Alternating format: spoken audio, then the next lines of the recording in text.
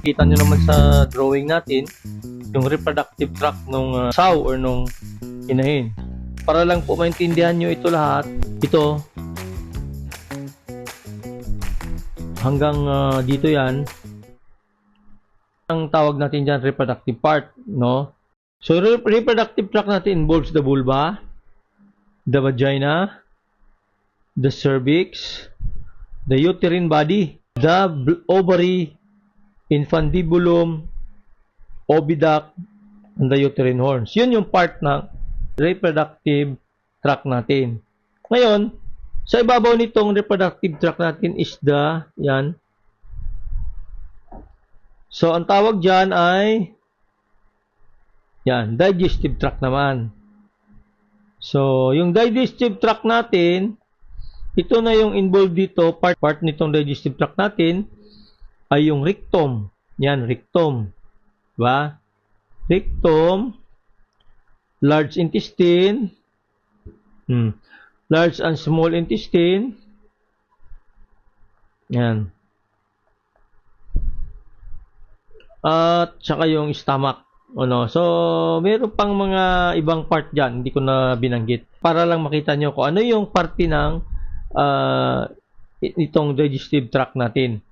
Ang pangatlo dito, base dito sa drawing, itong tawag natin dito ay, yan, urinary tract. No? So, pag sinabi mong urinary tract, involved doon yung pag-ihi ng ating inahin. So, wala siyang breathing na part ng breathing natin, puno reproduction, yung urinary tract. So, parte ng urinary tract ay the bladder or the urinary bladder, the urethra, tsaka yung mga parang maliit na catheter doon, no? Ito siya, basically, urinary tract kasi, siya yung dinadalaw yan ng ihi. So, meron siyang maliit dito, yan o. Yan. Dapat na tama na pag-insert na catheter, pa ganyan. Hindi ganito. Kasi pag in-insert nyo ng paganyan ang catheter, pagpasok ng similya nyo, maaaring masundot nyo itong papunta sa urinary bladder. Pag nasundot nyo po yan kasi dito na portion na yan, iihi yung ating inahin. Kaya mangyayari yan, makukontaminate yung similya natin. Kailangan dito yan galing, papunta doon sa cervix niya. So, kaya pataas para hindi masundot yung portion ng urinary bladder na yan. Okay? Pag-usapan natin ngayon naman yung reproductive tract dito. Ito yon yung reproductive tract natin. Gaya na binanggit ko, ito lang yun. No? Yan.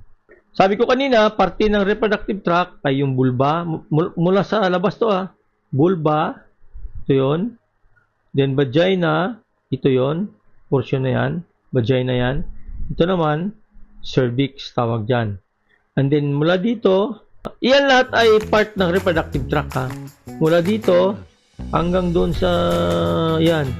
Yan yung uterine body. Ito yung sinasabi na uterine body. Yan, ito yun. So, meron siyang tinatawag din na uterine horns. So, dalawa yung pupuntahan niya. Yan, uterine horns yan. Then, dito sa dulo ng uterine horns, doon yung natawag natin na oviduct. Then, infundibulum, yan. Si infundibulum, siya yung sumasalo sa mga similya ng babae o yung egg cell na tinatawag para magkikita sila dito sa dito yung oviduct. Kasi si oviduct, yun yung area na kung saan dapat nakita si sperm cell at si egg cell para magkaroon ng buntis. So, dito pa lang makita na natin saan yung portion dito sa reproductive tract na pwedeng magkaroon ng problema. Okay? Itong ovary, ito yung unang pag-usapin natin mamaya. Yung number one problem natin, yung hindi paglalandi, no? Hindi paglalandi ng ating inahin, no? Hindi paglalandi.